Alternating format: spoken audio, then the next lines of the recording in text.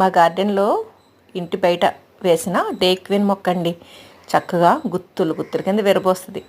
ఉదయం పూయడంతో అండి మనకి చక్కగా పగలంతా మంచి సువాసన వస్తూనే ఉంటుందండి. ఇది చాలా బాగుంటుంది. చూసారా గుత్తులు గుత్తుల కింద ఎలా ఉన్నాయో పూలు. చాలా బాగుంటాయండి. పెద్దగా చీడపీడ ప్రాబ్లం లేదు. చక్కగా విరబోస్తుంది. ఎక్కువ వాటరింగ్ చేయాలి, ఎటువంటి ప్రాబ్లం కూడా లేదు. పళ్ళు అండి ఇవి. ఆ పళ్ళు ఆ విత్తనాలు ఉంటాయన్నమాట. ఆ విత్తనాలు నాటితే చక్కగా వస్తాయి. చాలా ఈజీగా మొలుస్తుందండి. పెద్ద ఇబ్బంది ఏమి ఉండదు. నేను అలాగా విత్తనం ద్వారా ప్రాపగేట్ చేసిందే. మొదట కుండీలో వేశానండి. అది సారం సరిపోక సరిగ్గా ఎదగట్లేదని నేలలోకి మార్చేశాక చక్కగా ఇలాగా గుత్తులు గుత్తుల కింద విరబోస్తుందండి.